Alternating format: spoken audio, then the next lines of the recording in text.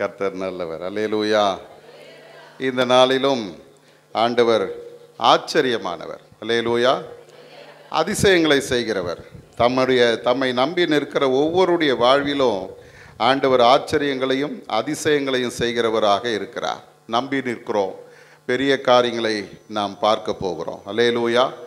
இந்த நாளிலும் சற்று நேரம் நாம் சிந்திக்கும்படியாக தெரிந்து கொண்ட வேத பகுதி எசேக்கியேல் தீர்க்கதரிசியின் புஸ்தகம் 37ஆம் அதிகாரம் 13வது வசனத்தை யாராகிலும் ஒருத்தர் வாசிங்க.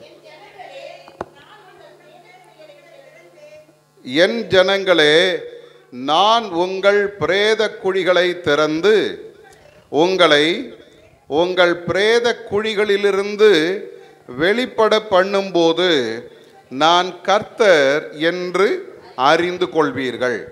அருமையானவர்களே, இந்த நாளில் வந்திருக்கிற உங்கள் யாவரையும் ஆண்டவருடைய நாமத்தினாலே வாழ்த்துகிறேன். கர்த்தர் நல்லவராய் நம்மோடு கூட இருந்து நம்மை நடத்துவார். அருமையானவர்களே, கடந்த நேற்று தினத்தில் இந்த நாளுக்காக நான் ஆண்டவருடைய சமூகத்தில் காத்திருந்த பொழுது சில காரியங்களுக்காக ஜெபித்து கொண்டிருந்தேன். அப்பொழுது கர்த்தர் என்னுடைய மனதிலே வைத்த ஒரு வார்த்தை தான் இந்த வார்த்தை. பிரேத குழிகளை நான் திறப்பேன் என்று கர்த்தர் வாக்கு பண்ணினார். அருமையானவர்களே, இந்த பிரேத குழி என்று நாம் பார்க்கும்போது அந்த பிரேத குழிகளிலிருந்து ஒருத்தர் வெளியே வர்றாங்க அப்படின்றது பெரிய ஆச்சரியம். காரணம் என்ன தெரியுமா? சில நேரங்களில் நான் சின்ன பையனாக இருக்கும்போது ஒரு மரண வீட்டுக்கு போனால் எனக்கு ஒரு ஆசை என்னென்னா, ஜெபம் பண்ணால் ஏசாமி போய் செத்தவங்களை உயிரோடு எழுப்பினார்ல, அது மாதிரி இன்னார் உயிரோடு எழுந்துச்சிட்டாங்கன்னா நல்லா இருக்கும்ல அப்படி யோசிப்பேன். இப்போ எல்லாரும் உட்காந்து அழுதுகிட்டு இருக்கிறாங்க, திடீர்னு அவங்க எழுந்திரிச்சு உட்காந்து நம்மளை பார்த்து பேசுனாங்கன்னா எப்படி இருக்கும் அப்படின்னு யோசிப்பேன்.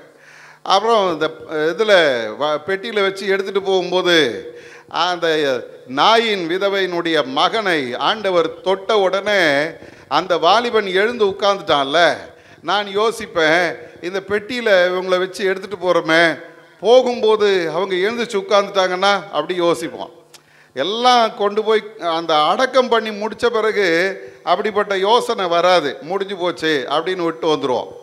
இப்போ ஆண்டவர் என்ன சொல்கிறார் அப்படின்னா, அசாத்தியமானது, இது நடக்காது, அவ்வளவுதான் என்று நாம் நினைக்கிற காரியங்களை கர்த்தர் நம்முடைய வாழ்க்கையில் செய்து முடிக்கிறவராக இருக்கிறார் என்பதை இந்த நாளிலே கர்த்தர் நமக்கு சொல்லுகிறார். அல்லேலூயா. இங்கே பல நேரங்களில் நாம் என்ன நினைக்கிறோன்னா, அவ்வளவுதான், முடிஞ்சு போச்சு, என்னுடைய நம்பிக்கை அற்று போனது என்று நாம் சொல்லுகிற காரியங்கள் உண்டு. அந்த சூழ்நிலைகளில் ஆண்டவர் சொல்கிறாரு, யோபு 42:2 பார்த்தீங்கன்னா, இந்த யோபுனுடைய வாழ்க்கையில் அவன் எல்லாவற்றையும் இழந்து போய் அவன் வெறுமையாய் நின்று கொண்டிருக்கும் போது இந்த விசுவாச அறிக்கை அவர் பண்ணுறார். என்ன சொல்கிறார் பாருங்க, தேவரீர் சகலத்தையும் செய்ய வல்லவர், நீர் செய்ய நினைத்தது ஒன்றும் தடைபடாது என்று அறிந்திருக்கிறேன் என்று சொல்லுகிறார். யோபுனுடைய வாழ்க்கையில் உண்மையே அதானா அப்படின்னு கேட்டிங்கன்னா இல்லை. அவனுடைய வாழ்க்கையில் எல்லாம் இழந்து போனவனாய் உட்கார்ந்து இருக்கும் போதும் அவருக்கு ஒரு விசுவாசம் இருக்கிறது. என்ன விசுவாசம் அப்படின்னா, நீர் செய்ய நினைத்தது ஒன்றும் தடைபடாது என்று அறிந்திருக்கிறேன் என்று அவர் சொல்லுகிறார். எரேமியாவின் புஸ்தகம் 32ஆம் அதிகாரத்துக்கு வந்தீங்கன்னா அங்கே 27வது வசனத்தை பார்க்கும்போது வேதம் சொல்லுகிறது, இதோ நான் மாம்சமான யாவருக்கும் தேவனாகிய கர்த்தர், என்னாலே செய்யக்கூடாத அதிசயமான காரியம் ஒன்று உண்டோ என்று ஆண்டவர் எரேமியாவை பார்த்து கேட்கிறார். அருமையானவர்களே, எரேமியாவுக்கு ஒரு சந்தேகம், இது எப்படி நடக்கும் ஆண்டவரே அப்படின்னு ஆண்டவர்கிட்ட ஒரு காரியத்தை கேட்கிறார். அப்போ ஆண்டவர் சொல்றாரு, நான் மாம்சமான யாவருக்கும் தேவனாகிய கர்த்தர், என்னாலே செய்யக்கூடாத அதிசயமான காரியம் ஒன்று உண்டோ என்று சொல்லி அங்கே எரேமியாவை பார்த்து ஆண்டவர் கேட்கிறார். யோபுவை பார்ப்பீர்களானால் அவர் திரும்பவும் யோபுவின் புஸ்தகம் 37ஆம் அதிகாரம் 5வது வசனத்தில் சொல்றாரு, நாம் கிரகிக்க கூடாத பெரிய காரியங்களை அவர் செய்கிறார் என்று சொல்லி ஆண்டவரை குறித்து சொல்றார். கிரகிக்க கூடாத, யோசிக்க முடியாத, நம்மால புரிந்து கொள்ள முடியாத பெரிய காரியங்களை கர்த்தர் செய்கிறார் என்று சொல்லி வேதம் நமக்கு சொல்லுகிறது. இன்னைக்கு அருமையான தேவஜனமே, ஆண்டுடைய சமூகத்தில் வந்திருக்கிறோம். இந்த காலை நேரத்தில் கர்த்தர் சொல்றாரு, உனக்காக பிரேத குழிகளும் திறக்கும். இந்நேரம் எல்லாம் ஒரு அல்லேலியா சொல்லி இருக்கணும். ஆனால் நீங்கள் என் மூஞ்ச அப்படியே பார்க்குறீங்க. என் முகத்தை பார்க்காதீங்க, வெக்கப்பட்டு போயிடுவீங்க. ஆண்டவரை பாருங்க. அல்லேலூயா. உனக்காக பிரேத குழிகளும் திறக்கும். ஆண்டவர் சொல்றார் இன்னைக்கு, உனக்காக பிரேத குழிகளும் திறக்கும். அருமையானவர்களே, இப்போ இந்த வசனத்தை பெற்ற பிறகு நான் உட்கார்ந்து யோசிச்சேன், கல்லறை அல்லது பிரேத குழி அது எப்படி இருக்கும், அது என்னத்தை எனக்கு ஞாபகப்படுத்துகிறது அப்படின்னு அப்படி உட்கார்ந்து யோசிக்கும்போது, அந்த கல்லறை அல்லது பிரேத குழியை நீங்கள் யோசிப்பீங்கன்னா முதல்ல வர்ற ஞாபகம் என்ன தெரியுமா? என்ன ஞாபகம் வரும்? அதெல்லாம் நாங்கள் ஏன் யோசிக்க போகிறோம்? கொண்டு போய் இல்லை 2 நெடுக்கு 4 குறுக்கு ஒரு தமுக்கு போட்டு அமுக்கு, மூஞ்சி போச்சு. இதுக்கு மேலே அது என்ன இருந்தால் எங்களுக்கு என்ன? நான் உட்காந்து யோசிச்சு பார்த்தேன், கல்லறை எனக்கு ஞாபகப்படுத்துகிறது என்ன அப்படின்னா கண்ணீர். முதல்ல என்னத்தை ஞாபகப்படுத்துது? அருமையானவர்களே, நீங்கள் எங்கே போனாலும் அப்படிப்பட்ட ஒரு வேதனை நிறைந்த குரலை நீங்கள் கேட்க முடியாது. ஒரு மரண வீட்டுக்கு போய் பாருங்கள், அங்கே எத்தனை சொந்தக்காரங்க இருக்கிறாங்களோ அத்தனை பேரும் ஏதோ ஒரு வகையில் அங்கே உட்கார்ந்து என்ன பண்ணுவாங்க? அழுவாங்க. அருமையானவர்களே, இந்த அழுகை யோவானின் புஸ்தகம் 11ஆம் அதிகாரம் 33வது வசனத்தை நீங்கள் வாசித்து பார்த்தீங்கன்னா, அங்கே மார்த்தாலும் மரியாலும் அழுகிறதை நாம் அங்கே பார்க்கிறோம். அதில் குறிப்பாக மரியாள் என்ன பண்ணுறாங்க? அங்கே அழறாங்க. வேதம் சொல்லுது, வாசிங்க 33வது வசனம். அவள் அழுகிறதையும் அவளோடு கூட வந்த யூதர்கள் அழுகிறதையும் இயேசு கண்டபோது ஆவியிலே கலங்கி துயரம் அடைந்தார். அருமையானவர்களே, இந்த இடத்துல நாம் பார்க்கிறோம், மரியாள் அழுது கொண்டிருக்கிறாள். இயேசு அங்கே வந்த பொழுது அவள் அழுகிறதையும் அவளோடு கூட யூதர்கள் அழுகிறதையும் இயேசு கண்டு ஆவியிலே கலங்கி அவர் துயரம் அடைந்து, தொடர்ந்து நீங்கள் வாசிங்கன்னா வேதம் சொல்லுது இயேசு கண்ணீர் விட்டார் என்று சொல்லுகிறது. ஆண்டவரும் கண்ணீர் வடித்தார். எனக்கு அருமையான தேவஜனமே, இந்த கண்ணீர், ஏன் கண்ணீர் ஒரு மனிதனுடைய வாழ்க்கையில் வருகிறது அப்படின்னு ஒரு கேள்வி கேட்டோன்னா சில காரியங்களை வேதம் சொல்லுது. முதல்ல யோபு கிட்ட போய் கேட்டு பாருங்க, ஏன் நீ கண்ணீர் வடிக்கிறேன்னு கேட்டீங்கன்னா யோபு சொல்வார். யோபு 16ஆம் அதிகாரம் 20வது வசனத்தை வாசிச்சு பாருங்க. என் சிநேகிதர் என்னை பரியாசம் பண்ணுகிறார்கள், என் சிநேகிதர் என்னை பரியாசம் பண்ணுகிறார்கள், என் கண் தேவனை நோக்கி கண்ணீர் சொரிகிறது அப்படின்னு சொல்றார். அப்ப இந்த இடத்துல நாம் பார்க்கிறோம், முதல்ல ஏன் ஒரு மனிதன் கண்ணீர் வடிக்கிறான் அப்படின்னா அவன் சந்திக்கிற ஒரு பரிகாசமான சூழ்நிலை. இந்த யோபு ஏற்கனவே எல்லா நன்மைகளை இழந்து போய், அவர் தன்னுடைய ஆரோக்கியத்தை இழந்து போய், அவன் சாம்பலில் உட்கார்ந்து ஓட்டை எடுத்து சுரண்டி கொண்டிருக்கிறான். அவனுடைய உருவமே மாறி போய்விட்டது. பெரிய பணக்காரன், செழுமையாய் வாழ்ந்தவன். அப்படிப்பட்ட அந்த செழிப்புள்ள மனிதன் இப்போ தன்னுடைய உருவம் அழிந்து போய், தன்னுடைய ஆரோக்கியத்தை இழந்து, தன்னுடைய நன்மைகளை இழந்து, ஒண்ணுமில்லாம உட்கார்ந்து இருக்கிற சூழ்நிலையில அவனை பார்ப்பதற்கு அவனுடைய நண்பர்கள் வர்றாங்க. நண்பர்கள் வரும்பொழுது நான் நினைக்கிறேன், எத்தனை பேர் வந்து பார்த்திருந்தாலும் அந்த நண்பர்கள் வரும்போது ஒரு சந்தோஷம் இருக்கு பாருங்க, அது பெரிய சந்தோஷம். பா, எவ்வளோ நாள் காத்திருந்தையா, உங்களுக்காக வந்துட்டீங்க அப்படின்னு ஒருவேளை அவன் நினைச்சிருக்கலாம். என் நண்பர்கள் வந்துட்டாங்க, இனி அவங்க என்னை தேற்றுவாங்க, இனி அவங்க எனக்கு ஆறுதல் சொல்லுவாங்க, இனி அவங்க கூட நான் மனம் விட்டு பேசலாம், என்னுடைய கவலைகளை எல்லாம் நான் அவர்களோடு பகிர்ந்து கொள்ளலாம் என்று யோபு நினைத்திருந்திருக்கலாம். ஆனால் வந்த நண்பர்கள் அவனுக்கு ஆறுதல் சொல்வதற்கு பதிலாக அவனை பரியாசம் பண்ணினார்கள். அப்படின்னா என்ன அர்த்தம்னா, அவனை கேலி பேசுறாங்க, அவனுடைய நிலைமையை பார்த்து அவனை குறை சொல்றாங்க, அவனுடைய நிலைமையை பார்த்து பரிதபிக்க வேண்டியவர்கள் அவனை பரியாசம் பண்ணினார்கள். இன்னைக்கு கூட பல நேரங்களில் நம்முடைய சூழ்நிலையை நாம் நினைத்து கலங்கும் போது நம்ம கூட இருக்கிறவங்க நம்மளை ஏளனமாக பார்ப்பாங்க. குறைவு வரும்போது நம்மை ஏளனமாய் பார்க்கிற கூட்டம் உண்டு. பணம் இருந்தால் நம்மை புகழுகிற ஆட்களும், பணம் இல்லைன்னா நம்ம தூக்கி போட்டு மிதிக்கிற ஆட்களும் உண்டு. அப்படிப்பட்ட ஒரு சமுதாயத்துக்கு நடுவில் நாம் வாழ்ந்து கொண்டிருக்கிறோம். யோபுக்கு கண்ணீருக்கு காரணம் என்ன அப்படின்னு கேட்டிங்கன்னா, யோபு சொல்லுவான், நான் நம்பினேன், நான் நேசித்த, நான் யார் எனக்கு ஆறுதல் சொல்வார்கள் என்று காத்திருந்தேனோ அந்த நண்பர்கள் என்னை பரியாசம் பண்ணினார்கள், ஆகவே நான் கண்ணீர் வடிக்கிறேன். ஒருவேளை இந்த இடத்துல அப்படி யாராகிலும் இருப்பீர்களானால் ஆண்டவர் சொல்றார், உன் வாழ்க்கையில உன் கண்ணீருக்கு ஒரு பதிலை நான் வைத்திருக்கிறேன். அல்லேலூயா. யார் என்னை தேற்றுவாங்க, யார் எனக்கு உதவி செய்வாங்க, யார் எனக்கு பயப்படாதேன்னு சொல்லுவாங்க அப்படின்னு காத்திருக்கிற நேரத்தில் ஒரு ஏளனமான பேச்சு அல்லது அவமரியாதையான சூழ்நிலைகள் வருமானால் மனிதனுடைய வாழ்க்கை உடைந்து போகும், கண்ணீர் வடிக்க ஆரம்பித்து விடுவான்.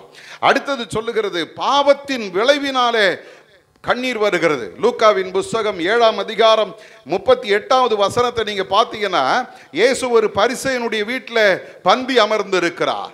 அந்த இடத்துல பாவியான ஸ்திரீ ஒருத்தி வந்து இயேசுனுடைய பாதத்தின் அருகே நின்று தன்னுடைய கண்ணீரினால் அவருடைய பாதத்தை நனைத்தாள் என்று வேதம் சொல்லுகிறது. அருமையான தேவஜனமே, அந்த அம்மாவுக்கு பேர் என்ன தெரியுமா? பைபிள் சொல்லுது, பாவியாகிய ஸ்திரீ. அவங்களுக்கு அவங்க அப்பா அம்மா பேர் வச்சிருப்பாங்க, நல்ல பேராக இருந்திருக்கும், அதை விரும்பி கேட்டிருப்பாங்க. ஆனால் இந்த உலகம் அவளுக்கு வச்ச பேர் என்ன தெரியுமா? பாவி. இன்னைக்கு அருமையான தேவஜனமே, இந்த பாவம் செய்தவர்கள் சமாதானமாக இருக்க முடியாது. பாவம் செய்தவர்கள் சந்தோஷமாக வாழ முடியாது. பாவத்தின் சம்பளம் மரணம். பல நேரங்களில் நாம் நினைக்கிறோம், பாவம் செஞ்சுட்டா சந்தோஷமா இருந்துக்கலாம், இந்த தப்பு பண்ணிட்டா நான் திருப்தியா வாழ்ந்துடலாம் நினைக்கிறோம். முடியாது. ஆண்டவருக்கு விரோதமான பாவம் நம்முடைய வாழ்க்கையில கண்ணீரை கொண்டு வரும். இங்கே நாம் பார்க்கிற இந்த பெண்ணினுடைய வாழ்க்கை அதுதான். பாவத்தினாலே வந்த அந்த வேதனை, அவளுடைய உள்ளத்தில் இருக்கிற அந்த குற்ற உணர்வு அவளை கண்ணீர் வடிக்க வைக்கிறது. அருமையான தேவஜனமே, பாவத்தை செய்துவிட்டு சந்தோஷமாக இருக்கிறது ரொம்ப கஷ்டம். கண்ணீர் வடிக்கிறார்கள், கண்ணீர் வடிக்கிறார்கள். மூன்றாவது ஒரு காரியத்தை வேதம் சொல்லுகிறது. 2 ராஜாக்களின் புஸ்தகத்தில் 20ஆம் அதிகாரம் 3வது வசனத்தை யாராயிலும் ஒருத்தர் வாசிங்க. 2 ராஜாக்கள் 20:3.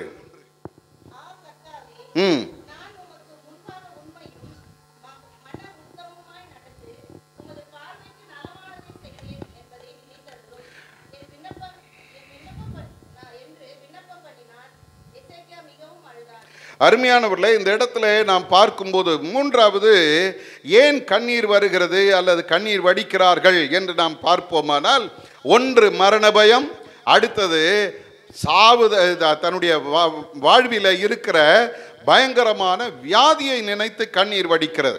இந்த இடத்துல நாம் பார்க்கிறோம், இந்த எசேக்கியாவுக்கு ஆண்டவர் சொல்லிட்டாரு, உன் வீட்டு காரியங்களை ஒழுங்குபடுத்தும், நீர் பிழைக்க மாட்டீர் அப்படின்னு ஏசாயா வந்து சொல்லிட்டு போயிட்டாரு.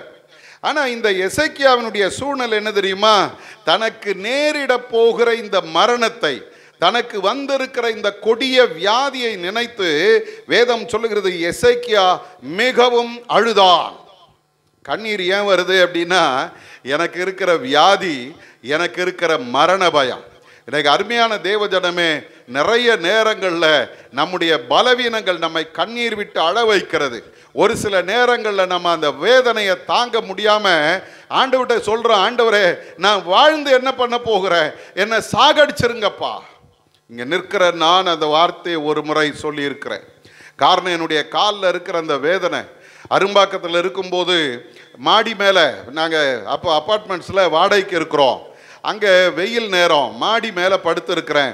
இரவு நேரம் அந்த காற்று அழகாக ஒரு குளிர்ந்த காற்று அடிக்குது. அந்த காற்று என்னுடைய அந்த காலில் இருக்கிற புண்ணில் படும்போது பயங்கரமான ஒரு வேதனை, அப்படியே தாங்க முடியல. மேலே படுத்துக்கிட்டு இருந்தவன் நான் சொல்கிறேன் ஆண்டவரை பார்த்து, ஆண்டவரே இன்னைக்கு நைட்டே நான் செத்து போயிட்டேன்னா சந்தோஷமாக இருக்கும், நாளை காலையில் நான் எழுந்திருக்க கூடாதப்பா, என்னை சாகடிச்சிருங்க, ஏன் என்னை இப்படி வச்சு என்னை வேதனைப்படுத்திக்கிட்டு இருக்கிறீங்க, நான் உங்களுக்கு என்ன அப்படி தீங்கு செஞ்சுட்டேன் ஆண்டவர்கிட்ட கேட்டேன். ஆனால் சாகலை. மறுநாள் காலையில் எழுந்திருச்சேன். எதுக்காக சொல்லுகிறேன், ஒருவேளை அதுபோல் இங்கே கூட யாராகிலும் இருக்கலாம். வியாதியின் கொடுமை, மரண பயம், செத்துருவனோ என்ன ஆகுமோ, எப்படி ஆகுமோ, வயதாகும் போது ஒரு சிலருடைய வாழ்க்கையில் அந்த மரண பயம் பிடித்து கொள்கிறது. நல்லா கவனிங்க, இந்த சூழ்நிலையில் கண்ணீர் நமக்கு வருகிறது. நான் என்ன செய்வேன் ஆண்டவரே, என் பலவீனத்திலிருந்து நான் எப்படி மீண்டு வருவேன்? எத்தனையோ டாக்டரை பார்த்தாச்சு, எத்தனையோ பேரை பார்த்தாச்சு, எதுவுமே எனக்கு நடக்கலை, எனக்கு என்ன செய்வீங்க கேட்டுக்கிட்டு இருந்தீங்கன்னா ஆண்டவர் உங்களுக்கு தான் இன்னைக்கு பேசிக்கிட்டு இருக்கிறார். அடுத்தது வேதம் சொல்லுகிறது, இத்தனைக்கும் நடுவில் ஆண்டவுடைய வேதம் சொல்லுது, சங்கீதக்காரனை கேட்டீங்கன்னா அவர் சொல்லுவார், 6ஆம் சங்கீதம் 1வது வசனத்தையும் 6வது வசனத்தை யாராயிலும் ஒருத்தர் வாசிங்க. 6ஆம் சங்கீதம் 1:6. கர்த்தாவே, உம்முடைய கோபத்திலே என்னை கடிந்து கொள்ளாதையும், உம்முடைய உக்கிரத்திலே என்னை தண்டியாதையும். 6வது வசனம் சொல்லுது, என் பெருமூச்சினால் இளைத்து போனேன், ரா முழுதும் என் கண்ணீரால் என் படுக்கையை மிகவும் ஈரமாக்கி என் கட்டிலை நனைக்கிறேன். 4வதாக நாம் இங்கே பார்க்கிற கண்ணீருக்கான காரணம் என்ன அப்படின்னு பார்த்தீங்கன்னா, சில நேரங்களில் கர்த்தர் நம்முடைய வாழ்க்கையில் அனுமதிக்கிற சில தண்டனைகள், நம்முடைய வாழ்க்கையில் கர்த்தர் அனுமதிக்கிற சில சூழ்நிலைகள் நம்ம என்ன செய்கிறது தெரியுமா? சங்கீதக்காரன் சொல்றான், என் பெருமூச்சினால் இளைத்து போனேன், ரா முழுதும் என் கண்ணீரால் என் படுக்கை மிகவும் ஈரமாக்கி என் கட்டிலை நனைக்கிறேன். ஒரு சிலரை பார்த்தீங்கன்னா சொல்லுவாங்க, நான் அழுது என் கண்ணீர் வற்றி போயிடுச்சு, இதுக்கு மேலே என்னால் அழ முடியாதையா, இதுக்கு மேலே என்னால் வேதனைப்பட முடியாது, எல்லா வேதனையும் அனுபவிச்சிட்டேன். ஒரு அருமையான ஒரு வாலிப பிள்ளை, அவள் சொன்ன ஒரு காரியம், அவருடைய வாழ்க்கையில் கணவனை இழந்து அதை பிரிந்துட்டாங்க, பிரச்சனையில் பிரிஞ்சு அவங்க வந்துட்டாங்க. அவங்க என்கிட்ட பேசும்போது சொல்கிறாங்க, ஐயா எனக்கு 26 வயசாகுது, ஆனால் இந்த 26 வயசில் எல்லா பாடுகளையும் பிரச்சனைகளையும் என் வாழ்க்கையில் நான் அனுபவிச்சிட்டேன், இனி எனக்கு வாழ்க்கை கிடையாது அப்படின்னா. அப்போ இன்னைக்கு நம்முடைய வாழ்க்கையில் ஆண்டவர் சில நேரங்களில் நம்முடைய வாழ்க்கையில் அனுமதிக்கிற சில தண்டனைகள், சில கண்டனைகள் நம்மை அழ வைக்கிறது. சங்கீதக்காரன் சொல்லும்போது சொல்கிறான், என் கண்ணீரால் என் படுக்கையை மிகவும் ஈரமாக்கினேன். இரவு நேரங்களில் அழுது புலம்பிக் கொண்டிருக்கிறாயா? உன் வாழ்க்கையில் ஒரு விடுதலை வருது. அல்லேலூயா. உன் வாழ்க்கையில் ஒரு சமாதானம் வருது. ஆண்டவருடைய வேதம் நமக்கு தருகிற ஒரு பெரிய நம்பிக்கையின் வார்த்தை என்ன தெரியுமா? 56ஆம் சங்கீதத்தில் 8வது வசனத்தை வாசி பாருங்க. என் அலைச்சல்களை தேவரீர் எண்ணி இருக்கிறீர், என் கண்ணீரை உம்முடைய துருத்தியிலே வையும், அவைகள் உம்முடைய கணக்கில் அல்லவோ இருக்கிறது. ஒரு அல்லேலூயா சொல்லுங்க. அல்லேலூயா, அல்லேலூயா, அல்லேலூயா. ஆண்டவருடைய வேதம் சொல்லுகிறது, என் அலைச்சல்களை எண்ணி இருக்கிறீர். நிறைய நேரங்களில் நம்ம அலைகிற அலைச்சலை நாம் பார்த்துட்டு நம்ம என்ன நினைக்கிறோம் தெரியுமா? எனக்கு ஏன் ஆண்டவரே இவ்வளவு பிரச்சனை, ஏன் இப்படி அலைய விடுறீங்க? ஆனால் ஆண்டவர் சொல்றாரு, நீ அலைகிற அலைச்சல் என்ன என்பது எனக்கு தெரியும், அதை நான் எண்ணி வைத்திருக்கிறேன். கண்ணீரை அவருடைய துருத்தியில வைத்திருக்கிறார். சங்கீதக்காரன் சொல்லுகிறார், அவைகள் உம்முடைய கணக்கில் அல்லவோ இருக்கிறது. அல்லேலூயா. ஆண்டவருடைய கணக்கில் இருக்குதுங்க நம்முடைய கண்ணீர். ஒருவேளை உலகம் பார்க்காமல் இருக்கலாம், நீ வடிக்கிற கண்ணீர் உலகத்துக்கு தெரியாமல் இருக்கலாம், நீ படுகிற பிரயாசங்கள் உலகம் பார்த்து உன்னை பரிகசிக்கலாம். ஆனால் ஒன்று தெரிஞ்சுங்க, உங்களை காண்கிற ஒரு கர்த்தர் இருக்கிறார். உன்னுடைய அலைச்சல்கள் அவருக்கு தெரியும், உன்னுடைய கண்ணீர் அவருக்கு தெரியும். நீ வடித்த கண்ணீர் அவருடைய கணக்கில் இருக்கிறது. ஒரு நாளும் கர்த்தர் உன் கண்ணீரை வீணாக்க விடவே மாட்டார். அல்லேலூயா. அந்த கண்ணீருக்கு நிச்சயமாய் பதில் உண்டு. எப்படிப்பட்ட பதில் தெரியுமா? எசேக்கியாவினுடைய அந்த கண்ணீருக்கு ஆண்டவருடைய வேதம் சொல்லுகிறது, ஏசாயா இந்த வார்த்தையை சொல்லிட்டு அரண்மனையிலிருந்து வெளியே புறப்பட்டு போறாரு. அவன் பாதி முச்சம் போகிறதற்குள்ளாக கர்த்தர் அவனுக்கு பதில் தருகிறார். 5வது வசனத்தை வாசிங்க. 2 ராஜாக்கள் 20:5. நீ திரும்பி போய் என் ஜனத்தின் அதிபதியாகிய எசேக்கியாவை நோக்கி, உன் தகப்பனாகிய தாவீதின் தேவனாயிருக்கிற கர்த்தர் சொல்லுகிறது என்னவென்றால், உன் விண்ணப்பத்தை கேட்டேன், உன் கண்ணீரை கண்டேன், இதோ நான் உன்னை குணமாக்குவேன், 3ஆம் நாளிலே நீ கர்த்தருடைய ஆலயத்துக்கு போவாய். அல்லேலூயா. எசேக்கியா மிகவும் அழுதான். ஆண்டவர் உடனே பதில் தர்றாரு. என்ன சொல்றாரு தெரியுமா? உன் விண்ணப்பத்தை கேட்டேன், உன் கண்ணீரை கண்டேன். அல்லேலூயா. இது மாதிரி ஒரு ஆண்டவரை நீங்க எங்க போனாலும் பார்க்க முடியாது. உடனடியாக அவனுக்கு ஒரு பதில் வருகிறது. அல்லேலூயா. யோவானின் புஸ்தகம் 11 பார்த்தோம் இல்லையா? மரியாள் அழுகிறதையும் சுற்றி இருக்கிற யூதர்கள் அழுகிறதையும் இயேசு கண்டு ஆவியிலே கலங்கி துயரமடைந்தார்னு சொல்லுகிறதே. அதனுடைய முடிவு என்ன தெரியுமா? செத்து 4 நாட்கள் ஆன லாசருவை கர்த்தர் உயிரோடு எழுப்பி கொடுக்கிறார். இப்போ அழுதவர்கள் மட்டுமல்ல, அங்கிருந்த அத்தனை பேரும் அந்த ஆச்சரியத்தை பார்த்து ஆண்டவரை மகிமைப்படுத்தினார்கள். ஒரு அல்லேலூயா சொல்லுங்க. இன்னைக்கு அருமையான தேவஜனமே, ஆண்டவருடைய வேதம் சொல்லுகிறது, ஏசாயா 51:11 வாசி பாருங்க. அப்படியே கர்த்தரால் மீட்கப்பட்டவர்கள் ஆனந்த களிப்புடன் பாடி சியோனுக்கு திரும்பி வருவார்கள். நித்திய மகிழ்ச்சி அவர்கள் தலையின் மேல் இருக்கும், சந்தோஷமும் மகிழ்ச்சியும் அடைவார்கள். ஒரு அல்லேலூயா சொல்லுங்க. ஆண்டவர் விடுவிக்கிறார், ஆண்டவர் மீட்டெடுக்கிறார். எதிலிருந்து? பாவத்திலிருந்து, மற்றவருடைய ஏளனமான பேச்சுகளிலிருந்து, பலவீனத்திலிருந்து, மரண பயத்திலிருந்து மீட்டெடுத்த பொழுது வேதம் சொல்லுகிறது, அவர்கள் என்ன செய்கிறார்களாம்? ஆனந்த களிப்புடன் பாடுகிறார்கள். ஒரு அல்லேலூயா சொல்லுங்க. நீங்களும் நானும் புலம்பல் பாடுகிறவர்கள் அல்ல. என்ன பாட்டு பாடணும்? ஆனந்த களிப்போடு பாடுகிறவர்கள். அல்லேலூயா. ஆனந்த களிப்போடு பாடுகிறவர்கள். நம்ம தலை மேல இருக்கிற ஒரு ஆசீர்வாதம் என்ன தெரியுமா? நித்திய மகிழ்ச்சி அவர்கள் தலையின் மேல் இருக்கும். அல்லேலூயா. ஏதோ சாப்பிட்டோம், நல்லா பிரியாணி சாப்பிட்டோம், சந்தோஷமா இருக்கிறேன், அது இல்லை. என்ன இருந்தாலும் இல்லைனாலும், பணம் இருந்தாலும் இல்லைனாலும், ஆரோக்கியம் இருந்தாலும் இல்லைனாலும், ஒரு சந்தோஷம், மகிழ்ச்சி. என்ன மகிழ்ச்சி? நித்திய மகிழ்ச்சி அவர்கள் தலையின் மேல் இருக்கும். அல்லேலூயா. ஆண்டவர் இந்த காலை நேரத்தில் உங்களை பார்த்து சொல்றாரு, உன்னுடைய கண்ணீருக்கு பதிலாக ஒரு நிலையான சந்தோஷத்தை, மகிழ்ச்சியை நான் உன் வாழ்க்கையில தருவேன். கல்லறைகளையும் நான் உனக்காக திறக்க போகிறேன். அல்லேலூயா. கல்லறை சொல்லுது, கண்ணீர்னு சொல்லுது. நீங்க பக்கத்துல இருந்து சொல்றீங்க, அதெல்லாம் ஒன்றும் இல்லை. கண்ணீரை ஆனந்த களிப்பாய் மாற்றுகிறவர் என்னோடு கூட இருக்கிறார். 2வது, இந்த கல்லறையை பார்க்கிறேன். இந்த கல்லறை எனக்கு சொல்லுகிற 2வது ஒரு காரியம் என்ன தெரியுமா? எல்லாம் முடிஞ்சது அப்படின்னு சொல்லுது. என்ன சொல்லுது?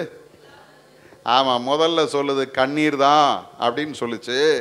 இப்போ 2வது கல்லறையை பார்த்தா கல்லறை சொல்லுது எல்லாம் முடிஞ்சு போச்சு. இல்லை, நீங்கள் கல்லறைக்கு போனீங்கன்னா அங்கே என்ன பார்க்குறோம்? ஒரு கல்லறை இருக்கும், மூடி வச்சுருக்கோம். அதுக்கு மேலே பேர் இருக்கும், பிறப்பு இறப்புன்னு போட்டிருக்கோம். அப்புறம் நமக்கு பிடிச்ச வசனத்தை போடுவோம். அவங்களுக்கு பிடிச்ச வசனம் போட மாட்டோம். நமக்கு பிடிச்ச வசனத்தை போட்டு வருவோம். அதை போய் பார்த்துட்டு வருவோம். இப்போ அங்கே போய் பார்த்தோமே, ஏதாவது நம்பிக்கை இருக்குதா? அவங்க வருவாங்க, இல்லை அவங்க பேசுவாங்க. நம்ம ஆளுங்க தான் போய் பேசிட்டு வருவாங்க. எப்பா விட்டு போயிட்டேப்பா, நான் எப்படி இருப்பேன்ப்பா? இல்லை, கல்லறை நம்மை பார்த்து சொல்லுகிறது எல்லாம் முடிஞ்சு போச்சு. நீ அழுதாலும் பிரயோஜனம் இல்லை, நீ உருண்டாலும் பிரயோஜனம் இல்லை, நீ பால் ஊற்றினாலும் பிரயோஜனம் இல்லை, நீ பிரியாணியே வச்சாலும் பிரயோஜனம் இல்லை. போகிற வர நாய் தான் சாப்பிட்டு போகும். எல்லாம் முடிந்து போனது. அதே தான் ஒரு சிலருடைய வாழ்க்கை. எல்லாம் முடிஞ்சு போச்சு.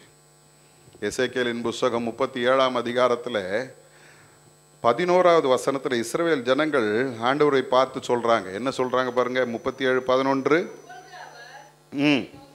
என்னை நோக்கி, மனுபுத்திரனே, இந்த எலும்புகள் இஸ்ரவேல் வம்சத்தார் அனைவருமே, இதோ அவர்கள் எங்கள் எலும்புகள் உலர்ந்து போயிற்று, எங்கள் நம்பிக்கை அற்று போயிற்று, நாங்கள் அறுப்புண்டு போகிறோம் என்கிறார்கள். இதுதாங்க வாழ்க்கை. அந்த கல்லறை எனக்கு சொல்லுகிறது, எல்லாம் முடிஞ்சு போச்சு, உன் எலும்புகள் உலர்ந்து போயிற்று, உன் நம்பிக்கை அற்று போயிற்று, நாங்களும் அறுப்புண்டு போகிறோம். இன்னைக்கு அருமையான தேவஜனமே, இஸ்ரவேல் ஜனங்க தங்களுடைய வாழ்க்கையில அவர்கள் அனுபவித்த வேதனைகளையும் போராட்டங்களையும் நினைத்து அவங்க சொல்றாங்க, எங்கள் எலும்புகள் உலர்ந்து போயிற்று, எங்களுடைய நம்பிக்கை அற்று போயிற்று, நாங்கள் அறுப்புண்டு போகிறோம் என்று சொல்லுகிறார்கள். அப்போ இன்னைக்கு அருமையான தேவஜனமே, ரெண்டாவது, எல்லாம் முடிஞ்சு போச்சு, இனிமேல் ஒன்றும் நடக்காது. வறண்டு போன வாழ்க்கை, உலர்ந்து போன வாழ்க்கை, அறுப்புண்டு போகிற வாழ்க்கை, அப்படிப்பட்ட வாழ்க்கை தான் வேதம் சொல்லுகிறது, அதை கர்த்தர் மாற்றுவார். அல்லேலூயா. 115ஆம் சங்கீதத்தில் நீங்கள் வாசிச்சு பார்த்தீங்கன்னா 17வது வசனம் சொல்லுது, மரித்தவர்களும் மௌனத்தில் இறங்குகிறவர்களும் தேவனை அனைவரும் கர்த்தரை துதியார்கள். அப்படின்னா என்ன அர்த்தம்? எல்லாம் முடிஞ்சு போச்சு. ஆண்டவரை துதிக்க நினைச்சாலும் முடியாது, ஒன்றும் பண்ண முடியாது, எல்லாம் முடிந்து போன ஒரு நிலை. ஆனால் வேதம் நமக்கு தருகிற ஒரு நம்பிக்கை என்ன தெரியுமா? வேதத்தை வாசிச்சு பாருங்களேன். ஆதியாகமத்தின் புஸ்தகம் 18ஆம் அதிகாரத்தில் 10வது வசனத்தை வாசிங்க.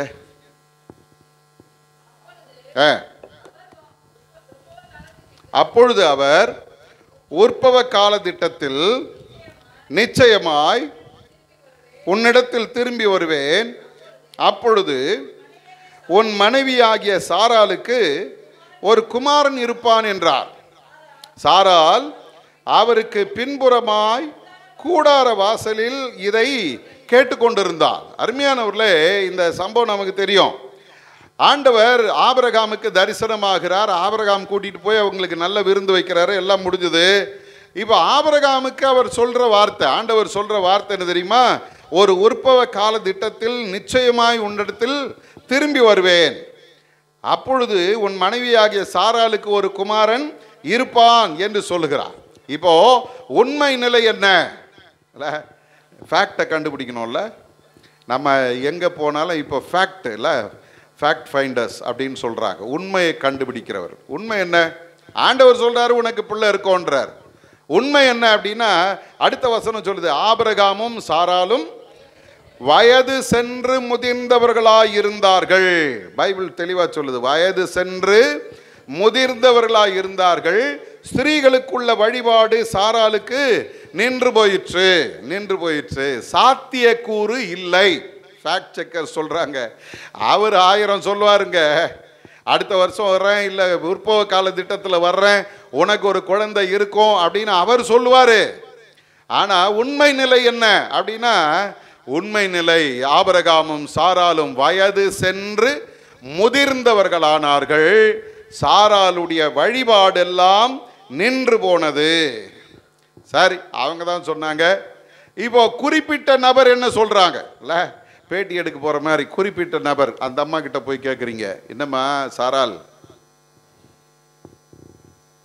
அவர் என்னமோ உனக்கு குழந்தை இருக்கன்றாரு, நீ என்ன சொல்ற அப்படின்னு கேட்டா அந்த அம்மா சொல்லுது, என் உள்ளத்தில் கேட்ட உடனே அப்படின்னு சிரிச்சுட்டு அந்த அம்மா சொல்றாங்க, நான் கிழவியும் என் ஆண்டவன் முதிர்ந்த வயதுள்ளவருமான பின்பு எனக்கு இன்பம் உண்டாயிருக்குமோ. போன வாரம் ஒரு பிரச்சனை நடந்துச்சுல்ல, மீம் கிரியேட்டர்ஸ் எல்லாம் சேர்ந்து ஒரு காரியம் உற்பத்தி பண்ணி விட்டான், ஃபேக்ட் செக்கர்ஸ் அப்படின்னு சொல்லி. அது ஒரு குரூப் கிளம்பிடுச்சு. என்ன அங்கே நடந்தது என்ன, அது ஒன்று. அரசாங்கம் வீடியோ போட்டு இப்படி நடந்துச்சு அப்படின்னு அவங்க சொன்னாங்க. அங்கே இருந்தவங்க என்ன சொன்னாங்க அதையும் கேட்குறாங்கல்ல. அதே மாதிரி ஆண்டவர் சொன்னார் உனக்கு ஒரு பிள்ளை இருக்கோன்னாரு. ஃபேக்ட் செக்கர்ஸ் சொல்கிறாங்க அதுக்கு சான்ஸே இல்லைங்க, எல்லாம் முடிஞ்சு போச்சு, அவங்க 2 பேரும் வயதாகி முதிர்ந்த வயது உள்ளவர்கள் ஆனார்கள், அந்த அம்மாவுக்கு வழிபாடெல்லாம் நின்று போச்சு அப்படின்னு சொல்லுது. அந்த அம்மா கிட்ட கேட்டால் அந்த அம்மா சொல்லுது, நான் கிழவி, எங்கள் வீட்டையா முதிர்ந்த வயதானவர், இதுக்கு மேலே எனக்கெல்லாம் ஒன்றும்.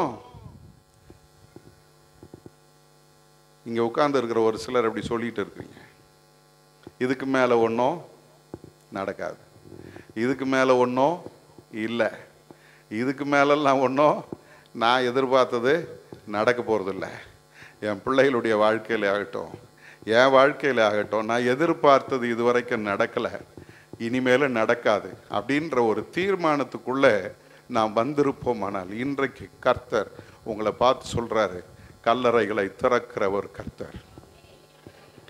கல்லறை நம்மை பார்த்து சொல்லுகிறது, எல்லாம் முடிஞ்சு போச்சப்பா, இதுக்கு மேலே நீ நம்பி ஒன்றும் சாதிக்க போகிறது இல்லை அப்படின்னா, அங்கே ஒருத்தர் உட்கார்ந்து இருக்கிறாரு, ஆபிரகாம். அவர்கிட்ட போய் கேட்டு பாருங்க, அவர் என்ன சொல்றார் தெரியுமா? உண்மைதான்யா, என் சரீரம் செத்து போச்சு, எங்க வீட்டம்மா கற்பம் செத்து போச்சு, ஆனாலும் வாக்கு பண்ணினவர் தம்முடைய வார்த்தையை நிறைவேற்ற வல்லமை உள்ளவராய் இருக்கிறார் என்று நான் அவரை முழு நிச்சயமாய் நம்புகிறேன். அல்லேலூயா. இந்த காலை நேரத்தில் அற்புதம் வேணும்னா நீங்களும் நானும் செய்ய வேண்டிய ஒரு அற்புதமான காரியம் உண்டு. வாக்கு பண்ணினவர் அதை நிறைவேற்ற வல்லவராய் இருக்கிறார் என்று முழு நிச்சயமாய் நான் நம்புகிறேன். அல்லேலூயா. ஆபிரகாமை குறித்து அப்போஸ்தலனாகிய பவுல் சொல்லும்போது ரோமர் 4ஆம் அதிகாரம் 19வது வசனத்தில் சொல்றான், தன் சரீரம் செத்து போனதையும் சாராளுடைய கற்பம் செத்து போனதையும் அவன் எண்ணாமல் இருந்தான். அல்லேலூயா. யார் என்ன சொன்னாலும், ஒருவேளை டாக்டர் சொல்கிறாரா முடியாது அவ்வளோதாங்க அப்படின்னாருன்னா, வணக்கம்யா போயிட்டு வரேன் அப்படின்னு கிளம்பி வந்துருங்க. மேற்கொண்டு இதுக்கு வேறு சான்ஸ் இருக்குதா, இது எதுவும் பண்ணலாமா, இது எதுவும் பார்க்கலாமா அப்படின்லாம் கேட்டுக்கிட்டு உட்கார்ந்துருக்காதீங்க. காரணம் என்ன தெரியுமா? அவன் சொல்ல சொல்ல சொல்ல நம்முடைய நம்பிக்கை அப்படியே கொஞ்சம் கொஞ்சமாக இருக்கிறதும் போயிடும். அதுக்கு பதிலாக வாக்கு பண்ணினவர் அதை நிறைவேற்ற வல்லவராய் இருக்கிறார், அவ்வளோதான். சுகம் தருவேன்னு சொன்னாரா? அவர் செய்வார். அவரை தவிர வேற ஒருத்தர் எனக்கு செய்ய போறதில்லை. என் வாழ்க்கையில் ஒரு நன்மையை தருவேன் என்று கர்த்தர் வாக்கு பண்ணினால் அந்த வார்த்தை அவர் நிச்சயமாய் நிறைவேற்றுவார். இதுக்கு இடையில மனுஷன் சொல்வான் நடக்காது, சாத்தியமே இல்லை, அவ்வளவுதான், முடிஞ்சு போச்சு. என்ன கேட்காதீங்க கேட்காதீங்க. இன்னைக்கு காலையில் ஆண்டவர் உங்களை என்னையும் பார்த்து சொல்றாரு, ஃபேக்ட் 1000 இருக்கும், அதை விட உண்மையை மாற்றி அமைக்கிற ஒரு கர்த்தர் நம்மோடு கூட இருக்கிறார். அல்லேலூயா. ரிப்போர்ட்டு வரும், அது வேற மாதிரி தான் இருக்கும், ஆனால் உண்மை என்ன? ஆண்டவர் கரத்தில் இருக்குது. ஆண்டவர் அற்புதம் செய்வார். அல்லேலூயா. ஆண்டவர் நன்மையானதை தருவார். ஜோனத்தானை சின்ன குழந்தையா இருக்கும்போது அவன் பிறக்கும்போது சொல்லிட்டாங்க, குழந்தை அது மூளை வளர்ச்சி சரியில்லை. என்ன வளர்ச்சி சரியில்லை?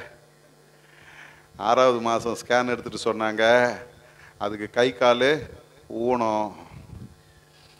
9வது மாதம் ஸ்கேனுக்கு போகிறதுக்கு எங்களுக்கு பயமாக இருக்குது, இன்னும் வேறு ஏதாவது சொல்லிட்டாங்கன்னா என்ன பண்ணுறது அப்படின்னு. ஆனால் ஆண்டவர் பாருங்க, அவன் பிறந்து வெளியே கொண்டு வந்த உடனே மனுஷன் தானே, நான் அவன் கையையும் காலையும் பார்க்குறேன், அது நல்லா தான் இருக்குது, கையை காலை நல்லா தான் ஆட்டுறான், ஊனமாக இருக்குதுன்னாங்களே ஒன்றுத்தையும் காணுமே, நான் பார்க்குறேன் ஊனமாக இருக்குதுன்னாங்களே ஒன்றுத்தையும் காணுமே. கொஞ்ச நேரம் பொறுத்து டாக்டர் வந்து சொல்கிறாரு, பிள்ளைக்கு எந்த பிரச்சனையுமே கிடையாது, ஸ்கேன் ரிப்போர்ட்டு படி அது ஊனமான குழந்தை, மூளை வளர்ச்சி இல்லாத குழந்தை, ஆனால் பிறந்து இருக்கிற குழந்தைய பார்த்தா ஆச்சரியமாக இருக்குது. எங்கள் திருப்திக்கு ஒரு நாள் நாங்கள் ஐசியூவில் வச்சுட்டு கொடுத்துட்றோம் அப்படின்னு சொல்லி கொடுத்துட்டாங்க. இப்போ அந்த ரிப்போர்ட்டையும் குழந்தையும் தூக்கிட்டு நாங்கள் ரெகுலராக பார்க்குற பீடியாட்ரிஷன்கிட்ட போனப்போ அந்த அம்மா அந்த ரிப்போர்ட்டை பார்த்துட்டு எங்கள் வீட்டு அம்மாவை பார்த்துட்டு, நீங்கள் தானே ரூபி அப்படின்னாங்க. ஆமாம், ஸ்கேன் ரிப்போர்ட் படி குழந்தை ஊனம், ஆனால் நீ கையில் வச்சுருக்கிற குழந்தை நல்லா இருக்குது, கடவுள் உனக்கு அற்புதம் செய்திருக்கிறார். அல்லேலூயா. இதை நாங்கள் சொல்லிக்கிட்டு இருக்கும்போது இன்னொரு குடும்பம் வந்தாங்க, ஐயா எங்களுக்கு ஸ்கேன் ரிப்போர்ட்டு பாருங்கய்யா, குழந்தைக்கு தலை ரொம்ப பெருசாக இருக்குதான், டாக்டர் சொல்கிறாங்க ஆப்ரேஷன் பண்ணி அதை அழிச்சிருன்றாங்க ஐயா, நீங்கள் என்ன சொல்கிறீங்க? நான் என்ன சொல்ல முடியும்? அவங்கக்கிட்ட சொன்னேன், கர்த்தர் எனக்கு அற்புதம் செய்தார். மூளை வளர்ச்சி இல்லாத குழந்தை, ஊனமான குழந்தைன்னு சொன்னது இதோ ஓடிட்டு இருக்குது, உனக்கு நம்பிக்கை இருந்தால் அந்த குழந்தைய வளர்த்துடு. வீட்டுக்கு போனாங்க, ஜெபம் பண்ணாங்க, என்கிட்ட திரும்ப ஃபோன் பண்ணி சொல்கிறாங்க, ஐயா அதை நாங்கள் கண்டினியூ பண்ணலான்னு இருக்கிறோம், ரொம்ப சந்தோஷம் பண்ணுங்க அப்படின்னு. அருமையான ஒரு பெண் குழந்தையை பெற்றெடுத்தாங்க, எந்த குறையும் இல்லை, நல்லா இருக்கிறா. இன்றைக்கி அவள் ஸ்கூலில் மியூசிக் வாசிக்கிறா, மற்ற போட்டிகளில் கலந்து கொள்கிறாள், நல்ல திறமையான பிள்ளைய வளர்ந்துக்கிட்டு இருக்கிறா. ஏன் சொல்கிறேன் தெரியுமா? ரிப்போர்ட்டு சொல்லும், 1000 காரியங்களை சொல்லும் உனக்கு. ஆனால் என் ஆண்டவர் சொல்கிறாரு, பிரேத குழிகளை நான் திறப்பேன், நடக்காது முடியாது என்று சொல்லுகிற காரியங்களை நான் உனக்காக முடித்து தருவேன். வேதம் சொல்லுகிறது, இந்த சாராள் கேட்குறாங்க, எனக்கு ஒரு இன்பம் உண்டாயிருக்குமோ அப்படின்னு கேட்டாங்கல்ல. இப்போ குழந்தைய பெற்ற உடனே அந்த அம்மா பேர் வைக்குது. என்ன பேர் வைக்கிறாங்க தெரியுமா? கர்த்தர் என்னை நகைக்க பண்ணினார் என்று அவனுக்கு ஈசாக்கு என்று பெயர் வைத்தாள். ஒரு அல்லேலூயா சொல்லுங்க. சந்தோஷம் எல்லாம் கிடையாதுங்க, அவ்வளவுதாங்கன்னு சொன்ன அந்த அம்மாவுக்கு இப்போ கையில ஏந்தும் போது சொல்றாங்க, ஆண்டவர் என்னை சந்தோஷப்படுத்தி இருக்கிறார், நகைக்க பண்ணி இருக்கிறார். போன ஆராதனையும் சொன்னேன், இந்த ஆராதனையும் சொல்றேன், யாராவது உங்களுக்கு நெகட்டிவான காரியத்தை சொன்னாங்கன்னா அந்த இடத்த விட்டு நகர்ந்து வந்துருங்க. முடியாது, நடக்காது, அவ்வளோதான் அப்படின்னாங்கன்னா ரொம்ப சந்தோஷம், வரட்டுங்களா அப்படின்னு வந்துருங்க. அதுக்கு மேலே அங்கே நிற்காதீங்க. நீங்கள் நிற்க வேண்டிய ஒரு இடம் உண்டு. எந்த இடம் தெரியுமா? ஆண்டவருடைய சமூகம். நின்று பாருங்க, ஏன்பா எனக்கு இந்த பிரச்சனையை கொடுக்குறீங்க, ஏன் அப்படின்னு கேட்டு பாருங்க. கர்த்தர் உங்களுக்கு பதிலையும் தருவார், அதிலிருந்து ஒரு விடுதலையும் தருவார். என்னாகமத்தின் புஸ்தகம் நமக்கு கற்றுத்தருகிற ஒரு காரியம் உண்டு. என்ன தெரியுங்களா? 17ஆம் அதிகாரம் 8வது வசனத்தை வாசிங்க. 17:8. ஆரோனின் கோல் சாட்சியின் கூடாரத்துக்குள் பிரவேசித்த போது, இதோ லேவியின் குடும்பத்தாருக்கு இருந்த ஆரோனின் கோல் துளிர்த்திருந்தது. அது துளிர்விட்டு பூ பூத்து வாதுமை பழங்களை கொடுத்தது. ஒரு அல்லேலூயா சொல்லுங்க. பின்னால தூங்கிட்டு இருக்கிறவங்களாம் ஒரு அல்லேலூயா சொல்லுங்க. அல்லேலூயா. பார்,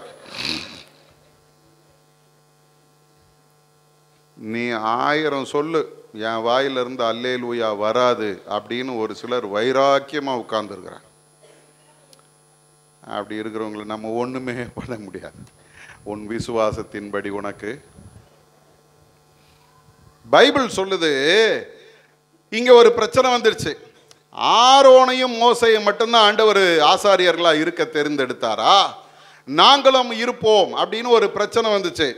இப்போ அந்த பிரச்சனைக்கு தீர்வாக ஆண்டவர் செய்த காரியம் என்ன தெரியுமா? ஒவ்வொரு கோத்திரத்திலையும் ஒரு தலைவனை தெரிந்தெடுத்து அவனுடைய கோலை கொண்டு வாங்க, அதை எல்லாத்தையும் சாட்சியின் கூடாரத்தில் வைங்க. எந்த கோல் துளிர்த்து இருக்கிறதோ அவனை கர்த்தர் தெரிந்தெடுத்தார்னு அடையாளம் அப்படின்னு சொல்லி ஆண்டவர் சொல்லிட்டார். இப்போ அதே மாதிரி எல்லார் பேரையும் எழுதினாங்க, ஒவ்வொரு கோல்லையும் அந்த தலைவனுடைய பெயரை எழுதினாங்க, கொண்டு போய் வச்சாங்க. இரவு முடிந்து மறுநாள் காலையில் மோசே போய் பார்க்கும்போது இந்த இடத்துல ஒரு ஆச்சரியம் நடக்கிறது. என்ன தெரியுமா? ஆரோனின் கோல் துளிர்த்திருந்தது. அதோட நிறுத்தி இருந்தா பெரிய விஷயம் இல்லை. அடுத்தது சொல்லுகிறது, அது துளிர் விட்டு பூ பூத்து வாதுமை பழங்களை கொடுத்தது. அல்லேலூயா. அருமையான தேவஜனமே, இந்த கோல் அப்படின்ன உடனே நம்ம போற வழியில ஒரு மரத்துல இருந்து ஒரு கொப்பை வெட்டி கொண்டு போய் வச்சிட்டாங்க அப்படின்னு யோசிக்கிறது இல்லை. இது அதனுடைய பட்டையை உரிச்சிட்டு அதை வெயிலில் காய போட்டு நல்லா எல்லா விதமான அதனுடைய ஈரத்தன்மையை இழந்து போய் காய்ந்து போன ஒரு கோல். அதுக்கு எந்த உயிரும் கிடையாது. அப்படிப்பட்ட ஒரு கோலை கொண்டு போய் தேவ சமூகத்தில் வைக்கிறாங்க. ஒரே இரவிலே அந்த கோல் துளிர்விட்டது. துளிர்த்து பூ பூத்து வாதுமை, நல்லா கவனிங்க, வாதுமை காய்களை கூட போடல. என்ன வேகமா வளருதுன்னு நினைக்கிறீங்க? கர்த்தர் சொல்றாரு, காய்ந்து போன கோல் கூட அவர் சமூகத்தில் துளிர்க்கும். துளிர்ப்பது மட்டுமல்ல, அது பூ பூக்கும். பூ பூக்கிறது மட்டுமல்ல, அது காய் காய்க்கும். காய் காய்க்கிறது மட்டுமல்ல, அது பழமாகவே மாறிடும். அல்லேலூயா. அவ்வளவு வேகமான ஒரு வளர்ச்சியை, ஒரு செழிப்பை, ஒரு செழுமையை ஆண்டவர் இந்த இடத்துல நம் முன்னால வைக்கிறார். முடிஞ்சிச்சு. கல்லறை என்னை பார்த்து சொல்லுது, ஐயா எல்லாம் முடிஞ்சு போச்சியா, எல்லாம் முடிஞ்சு போச்சு அப்படின்னு சொன்னா, ஆண்டவர் சொல்றாரு, ஒன்றும் முடியலப்பா, இனிமேல் தான் துளிர்க்கவே போகுது. இனிமேல் தான் அது வளரப்போகுது, இனிமேல் தான் அது பூ பூக்க போகுது, இனிமேல் தான் அது பழங்களை கொடுக்க போகுது. நீ இதுக்குள்ளேயே முடிவு பண்ணிட்டியே. அல்லேலூயா. சந்தோஷம் உனக்காக காத்துட்டு இருக்குதப்பா, எனக்கு அந்த சந்தோஷம் இல்லைன்னு நீ எப்படி சொல்லுவாய்? இப்ப சாரால கேட்டிருந்தீங்கன்னா என்ன சொல்லியிருப்பாங்க தெரியுமா? ஆமா, அன்னைக்கு சொன்னேன், ஆனா இன்னைக்கு ஆண்டவர் எனக்கு இவ்வளோ பெரிய சந்தோஷத்தை கொடுத்துருக்கிறார் சொல்லியிருப்பாங்களா? இன்னைக்கு ஆண்டவர் உங்களை என்னையும் பார்த்து சொல்றாரு, நிச்சயமாகவே முடிவு உண்டு. அல்லேலூயா. உன் நம்பிக்கை வீண் போகாது. ஏசாயா 8:8 சொல்லுகிறது, உன் சுகவாழ்வு சீக்கிரத்திலே துளிர்த்து உன் நீதி உனக்கு முன்னாலே செல்லும். இன்னைக்கு ஆண்டவருடைய சமூகத்தில் விசுவாசத்தோடு நில்லுங்க. முதல்ல பார்த்தோம், கண்ணீர். கல்லறை என்னத்தை ஞாபகப்படுத்துது? கண்ணீரை ஞாபகப்படுத்துது. ஆண்டவர் சொல்றாரு, உன் கண்ணீரை நான் எண்ணி வைத்திருக்கிறேன், அதற்கான பலனை நான் உனக்கு தருவேன். உன்னுடைய வாழ்க்கையில எதெல்லாம் உன்னை கண்ணீர் வடிக்க வைக்கிறதோ எல்லா சூழ்நிலைகளையும் நான் மாற்றுவேன் என்று சொல்றார். ரெண்டாவது சொல்றார், கல்லறை எல்லாம் முடிந்து போனது அப்படின்னு அது சொல்லுது. ஆனா ஆண்டவர் சொல்றாரு, ஒன்னும் முடியல, இனிமேல் தான் ஆரம்பிக்க போகுது. ஆண்டவருடைய வார்த்தையின்படி சொல்லுகிறேன், ஆண்டவர் சரீரம் செத்தவனுக்கு ஒரு குழந்தையை கொடுக்க முடியுமானால் உன் வாழ்க்கையில ஒரு அற்புதம் செய்ய முடியும். வறண்டு போன ஒரு கோலை துளிர்க்கு அது பூ பூத்து வாதுமை பழங்களை கொடுக்க அவரால் செய்ய முடியுமானால் உன் வாழ்க்கையில் இருக்கிற எந்த வறட்சியும் எந்த சூழ்நிலைகளும் அற்றுப்போகிறேன் என்று சொல்லுகிற உன்னுடைய வாழ்க்கையில் இப்போதான் கர்த்தர் பெரிய பெரிய காரியங்களை செய்ய விரும்புகிறார். அல்லேலூயா. ஆண்டவர்கிட்ட சொல்லுங்க, அப்பா என் வாழ்க்கை செழிக்க போகுது. வாய் திறந்து சொல்லுங்க பார்க்கலாம், என் வாழ்க்கை. ஒரு சிலர் வெட்கப்படுறாங்க, அதெல்லாம் இல்லை, தைரியமாக சொல்லுங்க, என் வாழ்க்கை செழிக்க போகிறது. கர்த்தர் என்னை துளிர்விட்டு காய் காய்த்து பழம் கொடுக்க வைக்க போகிறார். அல்லேலூயா. மூணாவது, கல்லறை என்னை பார்த்து சொல்லுது. நான் அப்படி யோசிச்சு பார்த்தேன், இது ரெண்டு தானே ஞாபகம் வருது, இன்னொன்று என்னது, இன்னும் ஏதாவது ஒரு பாயிண்ட் கிடைச்சா பிரசங்கத்தை முடிச்சிடலாமே அப்படின்னு தேடினா, இப்போ ஆண்டவர் சொன்னார், கல்லறையை திறந்து பார்ப்பான்னாரு. கல்லறையை திறந்து பார்த்தேன், உள்ள என்ன இருக்கு தெரியுமா? செத்தவர் பல்லை இழிச்சிட்டு உட்கார்ந்துருக்கிறார். அப்படியா? அப்படியா? எல்லாம் அமைதியாக இருக்கிறீங்க. எசேக்கியா தீர்க்கதரிசிக்கு பிறகு எங்கள் ஐயா தான் இப்போ செத்து போனவனை உயிரோட பார்க்குறாரு அப்படின்ற மாதிரியே இல்லைங்க. கல்லறை உள்ள என்ன இருந்துச்சு தெரியுமா? ஒரு உலர்ந்து போன எலும்பு இருக்கிறது. அது என்னை பார்த்து சொல்லுது, ஒன்றுமே இல்லைப்பா, ஒன்றுமே இல்லை, வேஸ்ட். இனி நீ இந்த கல்லறையை திறந்து ஒன்றும் நடக்க போறதில்ல, வேஸ்ட். ஒரு சிலரை பார்த்து உலகம் சொல்லுது, நீ வேஸ்ட், உன்னால ஒரு பிரயோஜனமும் கிடையாது. மனைவியை பார்த்து கணவன் சொல்லுவான், நீ வேஸ்ட், உன்னால ஒரு பிரயோஜனமும் கிடையாது. கணவரை பார்த்து மனைவி சொல்லும், போய் உன்னை கட்டினான் பாரு, வேஸ்ட், உன்னால ஒரு பிரயோஜனமும் கிடையாது. பிள்ளைங்களை சொல்லுவாங்க, நீ வேஸ்ட், படிக்க மாட்டேங்கிற, நீ வேஸ்ட்.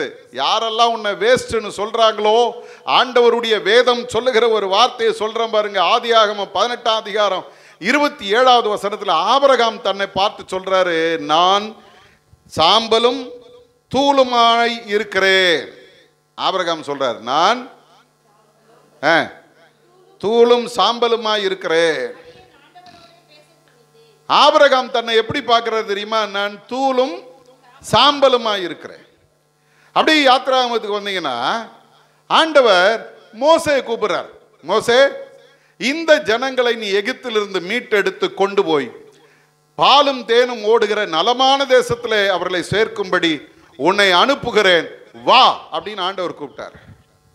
மோசே என்ன சொல்ல தெரியுமா? நான் எம்மாத்திரம், நான் எம்மாத்திரம். 3ஆம் அதிகாரம் 11வது வசனத்தில் மோசே சொல்றாரு, நான் எம்மாத்திரம். அடுத்தது தாவீது கிட்ட போனா, தாவீது 2 சாமுவேலின் புத்தகம் 7ஆம் அதிகாரம் 18வது வசனத்தில் சொல்றார், தேவரீர் என்னை இதுவரைக்கும் கொண்டு வந்ததற்கு நான் எம்மாத்திரம், என் வீடும் எம்மாத்திரம். இந்த எம்மாத்திரம், நான் ஒன்றும் இல்லை, நான் குப்பை, நான் தூசி அப்படின்னு சொல்லிட்டு இருந்தீங்கன்னா இன்னைக்கு அந்த வார்த்தை கொஞ்சம் மாத்திக்குங்க. கர்த்தர் எப்படிப்பட்டவர் தெரியுமா? நான் தூளும் சாம்பலுமானவன் என்று சொன்ன ஆபிரகாமை ஜாதிகளின் தகப்பனாக மாற்றினார். ஒரு அல்லேலூயா சொல்லுங்க. இவன் அந்த வார்த்தையை சொல்லும் போது ஒரு குழந்தை கூட கிடையாது. ஆனால் கர்த்தர் அவனை எப்படி சொல்றார் தெரியுமா? 20வது அதிகாரத்துக்கு மேலே வந்தீங்கன்னா உன்னை ஜாதிகளுக்கு தகப்பனாக மாற்றுவேன். இந்த காலை நேரத்தில் ஆண்டவருடைய சமூகத்தில் வந்திருக்கிற தேவ ஜனமே, நீ உன்னை அற்பமாக நினச்சிக்கிட்டு இருக்கலாம். ஆனால் கர்த்தர் உன்னை பார்க்கறது எப்படி தெரியுமா? எங்கேயோ கோபுரத்தில் வச்சு பார்த்துக்கிட்டு இருக்கிறார். அல்லேலூயா. மோசே சொல்றான், நான் எம்மாத்திரம் இல்ல, நான் எம்மாத்திரம். மோசே சொல்றார், ஐயா இந்த ஜனங்களை விடுவித்து கானானுக்கு கொண்டு போவதற்கு நான் எம்மாத்திரம். ஆண்டவர் சொல்ற, ஒன்னும் இல்லை, நீ வா, நான் உன்னை என்ன பண்ண போறேன்? பயன்படுத்த போகிறேன். பார்வோனுக்கு முன்னால கொண்டு போய் நிறுத்துறாருங்க. நல்லா கவனிங்க. ஒரு காலத்துல பார்வோனுக்கு பயந்து எகிப்தை விட்டு ஓடினவன், தன்னுடைய கலைகளெல்லாம் மறந்து போய் ஒன்றும் இல்லாம ஆடு மேய்க்கிற ஒரு மனிதனாய் தன்னை ஒன்றும் இல்லை, நான் எம்மாத்திரம். நான் நினைக்கிறேன் ஒருவேளை அவன் எகிப்தில் இருக்கும்போது ஆண்டவர் அந்த வார்த்தையை சொல்லியிருந்தா, தோ வந்துட்டா ஆண்டவரே, என்னால் எல்லாம் முடியும், நான் பார்த்துக்கிறேன் அப்படின்னு சொல்லியிருப்பான். ஆனால் இப்போ என்ன சொல்ல தெரியுமா? நான் எம்மாத்திரையா அப்படின்னு சொன்னான் பாருங்க. ஆண்டவர் கொண்டு போய் நிறுத்திட்டாரு. பார்வோன் இப்போ பயப்படுறான். அல்லேலூயா, அல்லேலூயா. யாரை பார்த்து மோசே பயந்தானோ அந்த பார்வோன் இப்போ மோசையை பார்த்து பயப்படுறான். கர்த்தர் சொல்றாரு, பார், உன்னை பார்வோனுக்கு தேவனாக மாற்றினேன். அல்லேலூயா. புரியுதா உங்களுக்கு நான் சொல்றது? ஆண்டவர் நமக்கு தேவனா இருக்கிறார்ல, எல்லாத்துக்கும் அவரை கூப்பிடுறோம். ஆனா இங்க பாருங்க, பார்வோன் யாரை கூப்பிடுறான் தெரியுமா? மோசையை கூப்பிடுறான். மோசே வேண்டிக்க, இந்த தண்ணீர் சரியாகணும், கொஞ்சம் வேண்டிக்க. பேனெல்லாம் என் தேசத்தை விட்டு போகணும், கொஞ்சம் வேண்டிக்க. வண்டுகள் எல்லாம் என் தேசத்தை விட்டு போகணும், கொஞ்சம் வேண்டிக்க. ஆண்டவர் சொல்றாரு, உன்னை பார்வோனுக்கு தேவனாக மாற்றினேன். கல்லறை சொல்லுது நீ வேஸ்ட்ன்னு சொல்லுது. என் ஆண்டவர் சொல்றார், நீ தேவனாய் மாற்றப்பட்டு இருக்கிறாய். அல்லேலூயா. மனிதருடைய பார்வையில நீ அற்பமாய் எண்ணப்பட்டு இருக்கலாம், ஆனா கர்த்தருடைய பார்வையில நீ விலையேற பெற்றவன். உன்னை கொண்டு கர்த்தர் பெரிய காரியங்களை செய்ய காத்து கொண்டு இருக்கிறார். தாவீதை பாருங்க, நான் எம்மாத்திரம், என் வீடு எம்மாத்திரம்னு சொன்னவனை மொத்த இஸ்ரவேலுக்கும் ராஜாவாக தூக்கி நிறுத்தி கர்த்தர் அவனை உயர்த்துகிறார். ஆகவே அவன் என்ன சொல்றான் தெரியுங்களா? 113 சங்கீதம் 7வது வசனத்தில் சொல்றான், அவர் சிறியவனை புழுதிலிருந்து எடுத்து எளியவனை குப்பையிலிருந்து உயர்த்துகிறார். அல்லேலூயா. ஒன்று தெரிஞ்சுங்க, கர்த்தரை சார்ந்து நான் நிற்பேனானால், நான் எங்க கடந்தாலும் எவ்வளவு கீழே கடந்தாலும் ஆண்டவர் என்னை தூக்கி கோபுரத்தில் உட்கார வைப்பார். அல்லேலூயா. ஆப்பிரிக்க தேசத்தில் குடிசை பகுதியில் ஒரு சின்ன பையன் சாக்கடைகளுக்கு நடுவில் வாழ்ந்துக்கிட்டு இருந்தான். ஆனால் அவனுக்கு ஒரு பெரிய வைராக்கியம், இயேசு என்னை நடத்துவார், இயேசு என்னை ஆசீர்வதிப்பார். அவர் மேலே நம்பிக்கை வச்சான். அவருக்கு உண்மையாக இருந்தான். ஆண்டவர் கொஞ்சம் கொஞ்சமாக உயர்த்தினார். ஒரு நாள் மேலே கொண்டு போய் நிறுத்திட்டார். எங்கே தெரியுமா? ஐக்கிய நாடுகள் சபையின் தலைவராக நிறுத்தினார். கோஃபி அன்னான் அப்படின்னு ஒருத்தர்.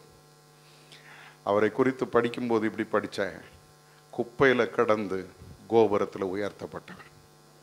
ஆண்டவர் பொய் சொல்ல மாட்டாருங்க. ஆண்டவர் பொய் சொல்ல மாட்டார், உண்மை தான் சொல்லுவார். அவர் செய்கிறத தான் சொல்லுவார். அல்லேலூயா. அவர் செய்கிறத தான் சொல்லுவார், சொல்கிறது தான் செய்வார். நம்ம ஆளுங்க சொல்கிறதையும் செய்ய மாட்டான், செய்கிறதையும் சொல்ல மாட்டான். ஆனால் கர்த்தர் உண்மை உள்ளவர். இந்த காலை நேரத்தில் ஆண்டவர் உங்களை என்னையும் பார்த்து சொல்கிறாரு, மோசே என்னால் உயர்த்த முடியுமானால், ஆபிரகாமை என்னால் உயர்த்த முடியுமானால், தாவீதை என்னால் உயர்த்த முடியுமானால், உன்னையும் உயர்த்த என்னால் முடியும். அல்லேலூயா. ஒன்றுத்துக்கும் உதவாதவங்களெல்லாம் கர்த்தர் தூக்கி கோபுரத்தில் நிறுத்துவாருங்க. நான் சேலஞ்சு பண்ணி சொல்லுவேன், ஏற்கனவே சொல்லியிருக்கிறேன், செல்வமணின்னு ஒரு ஐயா இருந்தார், இருக்கிறாரான்னு தெரியல. இப்போ குஷ்டரோகம் பிடித்து அவருடைய குடும்பம் அவரை விட்டுட்டு போயிட்டாங்க. கைகள்லாம் பாதி பாதி தான் இருக்கும், விரல்லாம். அந்த மனிதனுக்கு சூன்யம் வேற வச்சுட்டாங்க. சாப்பிட உட்கார்ந்தா தட்டில் கருங்கல்லாக கிடக்கும். வீட்டில் திடீர்னு வீடு பற்றி எரியும். அவங்க வீட்டம்மாவும் பிள்ளைகளும் அவரை பார்த்து சொன்னாங்க, இனிமேல் உன் கூட இருந்து நாங்கள் சாகிறத விட நீ எக்கடாவது கெட்டுப்போ, நாங்கள் மட்டுமாவது பொழைச்சிக்கிறோன்னு போயிட்டாங்க. இந்த நிலையில் இந்த மனுஷன் தற்கொலை செய்து கொள்வதற்காக தூக்கு மாட்டினார். அந்த கயத்துக்கிட்ட போகிறாரு. அந்த கயிற்றை ஒட்டி பார்க்குறாரு. கல்வாரி சிலுவையில் இயேசு தொங்கி கொண்டு இருக்கிற அந்த காட்சி. ஆண்டவர் சொன்னாரா, மகனே, உன்னை நான் எடுத்து பயன்படுத்துவேன்.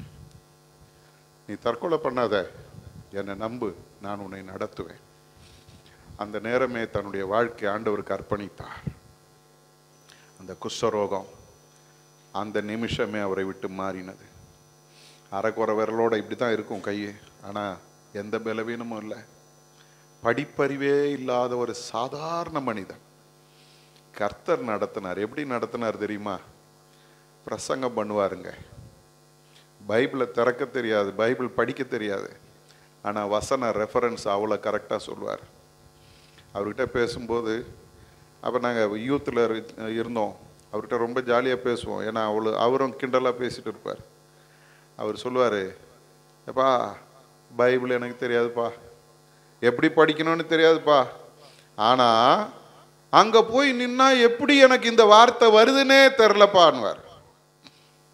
பெரிய பெரிய ஆட்களும் அவருக்கு முன்னால் உட்கார்ந்து அவர் பேசுகிற பிரசங்கத்தை கேட்பாங்க. எதுக்கு சொல்கிறேன்னு தெரியுமா? அவர் சிறியவனை புழுதியிலிருந்து எடுத்து எளியவனை குப்பையிலிருந்து உயர்த்துவார். இங்கே இருக்கிற வாலிப தம்பி தங்கச்சி, உங்களுக்கு ஒரு சேலஞ்சு நான் வைக்கிறேன். நீ ஆண்டவரை பற்றி கொண்டால், ஆண்டவருக்கு மட்டும் நீ உண்மையாக இருந்துட்டீன்னா, உன்னுடைய வாழ்க்கை இந்த உலக மனிதர்களைப் போல இருக்காது. நீ எக்ஸ்ட்ரா மேன்மையை காண்பாய். காரணம் என்ன தெரியுமா? உயர்த்துகிறவர் கர்த்தர். இப்போ 3 காரியம் சொல்லிடுச்சு கலரை, என்னை பார்த்து சொல்லிச்சு. முதல் காரியம் என்ன தெரியுமா? கண்ணீர் தான்ப்பா அப்படின்ச்சு. ஆண்டவர் சொல்றாரு, இல்லை இல்லை, கண்ணீரை ஆனந்த களிப்பாய் நான் மாற்றுவேன். 2வது, இல்லை எல்லாம் முடிஞ்சு போச்சு, உலர்ந்து போன எலும்பு, அறுப்புண்டு போன வாழ்க்கை எல்லாம் முடிஞ்சு போச்சுப்பா அப்படின்னா, ஆண்டவர் சொல்றாரு, இல்லை இல்லை, உலர்ந்து போன வாழ்க்கையெல்லாம் கிடையாது, இது துளிர்த்து அது பூ பூத்து காய்களை காய்த்து பழங்களை கொடுக்க அளவுக்கு நான் அதை புது மலர்ச்சியை நான் தருவேன். இல்லை, ஒன்றும் முடிஞ்சு போகலை, இன்னும் தான் இருக்குது உன் வாழ்க்கை அப்படின்னு சொல்லுது. 3வது கலரை சொல்லுது, நீ வேஸ்ட்டு, இவை எல்லாம் மண்ணுக்கு மண்ணாக போயிட்ட. ஆண்டவரே சொல்லிட்டார்ல, நீ மண்ணிலிருந்து எடுக்கப்பட்டதுனால மண்ணுக்கு திரும்புவாய், அப்படித்தான் நீ வந்துட்ட, வேஸ்ட்டு அப்படின்னு. ஆனால் ஆண்டவர் சொல்கிறாரு, இந்த மண்ணில் இருந்து தான் நான் உன்னை உயர்த்த போகிறேன், இந்த குப்பையிலிருந்து தான் நான் உன்னை உயர்த்த போகிறேன், இந்த இடத்திலிருந்து தான் நான் உன்னை உயர்த்த போகிறேன். நீ விழுந்து போனவன் அல்ல, நீ கர்த்தருக்காக எழும்பி பிரகாசிக்கிறவன். கண்களை மூடுவோமா? ஆண்டவருடைய சமூகத்தில் நம்மை அர்ப்பணிப்போமா? ஒருவேளை இந்த இடத்துல வரும் பொழுது இதில் ஏதோ ஒரு காரியம் உன்னிடத்துல இருந்திருக்கலாம், கண்ணீரோடு வந்திருக்கலாம். ஆண்டவரே, கண்ணீர் தான் என் வாழ்க்கையாப்பா, ஏன் என்னை கண்ணீர் வடிக்க வைக்கிறீங்க? ஏன் இந்த வியாதியை கொடுத்துருக்கிறீங்க? ஏன் எனக்கு இந்த நிந்தையான வாழ்க்கையை கொடுத்துருக்கிறீங்க?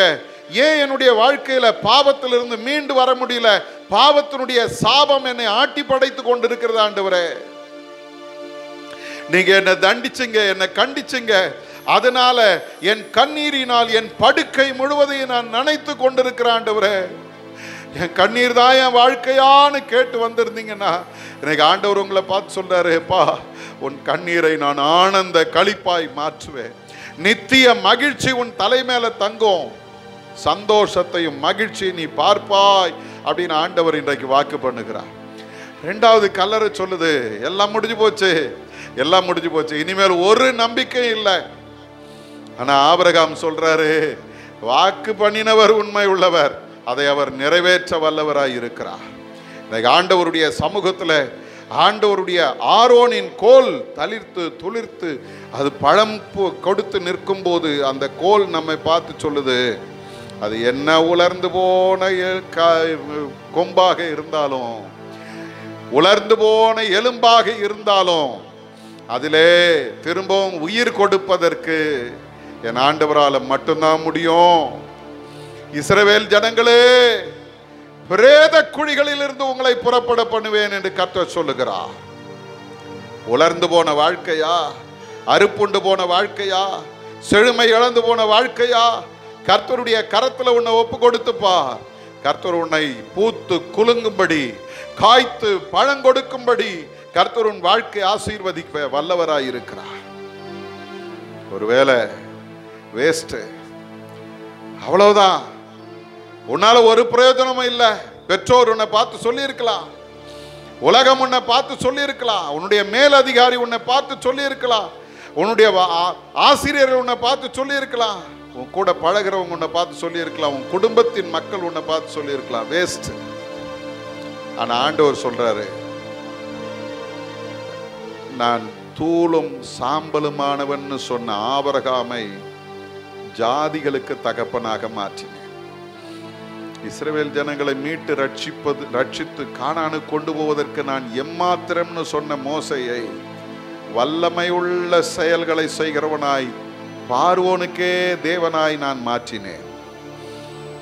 நான் எம்மாத்திரம், என் குடும்பம் எம்மாத்திரம், என் வீடு எம்மாத்திரம் என்று சொன்ன தாவீதை மொத்த இஸ்ரவேலுக்கும் தலைவனாக உயர்த்தி நிறுத்தினேன். அந்த ஆண்டவர் தான் உன் கூட இருக்கிறப்பா. அவர் சிறியவனை புழுதிலிருந்து எடுத்து எளியவனை குப்பையிலிருந்து உயர்த்துகிறவர். இந்த காலை நேரத்தில் நீங்களும் நானும் கர்த்தருடைய சமூகத்தில் விசுவாசத்தோடு சொல்ல போகிறோம், கல்லறை திறக்கிற தேவன், பிரேத குழிகளை திறக்கிற கர்த்தர், என் வாழ்க்கையில் நீங்க தருகிற மகிழ்ச்சிக்காக ஸ்தோத்திரப்பான்னு சொல்லுங்க. வாய் திறந்து சொல்லுங்க. நீர் என் வாழ்க்கையில தருகிற செழிப்புக்காக ஸ்தோத்திர ஆண்டவரேன்னு சொல்லுங்க. நீர் என் வாழ்க்கையில என்னை உயர்த்த போகிறீர், அதற்காக உமக்கு ஸ்தோத்திரம்னு சொல்லுங்க. நீ வெட்கப்பட்டு போக மாட்டாய், நீ அழுது கொண்டிருக்க மாட்டாய், நீ வேஸ்ட்னு சொல்லப்பட மாட்டாய். உன்னையும் கர்த்தர் எழுந்து மேன்மைப்படுத்தும்படி வைக்க போகிறார். பரிசுத்த பிதாவே, இந்த வார்த்தைகளுக்காக ஸ்தோத்திரம். இந்த வார்த்தையின்படியே நீர் செய்ய போகிறதுக்காக உமக்கு ஸ்தோத்திரம். வந்த ஒவ்வொருவர் மேலும் கர்த்தருடைய கரம் இருக்கட்டோப்பா. ஒருவேளை என்னுடைய வாழ்க்கையில் இந்த கல்லறையை போல கண்ணீரை குறிக்கிறதாக, எல்லாம் முடிந்தது என்று சொல்லுகிறதாக, ஒன்றுமில்லை வீண் என்று சொல்லுகிறதாக இருக்குமானாலும் எங்களையும் நீர் எடுத்து பயன்படுத்த போகிறீர். மகிழ்ச்சியினால் நிரப்ப போகிறீர். ஆண்டவரே, எங்களுடைய வாழ்க்கையும் துளிர்விட்டு பூ பூத்து காய் காய்க்க செய்ய போகிறீர். அதற்காக உமக்கு ஸ்தோத்திரம். நீர் பெரியவர், பெரிய காரியங்களை செய்ய போகிறீர். உமக்கு ஸ்தோத்திரம்.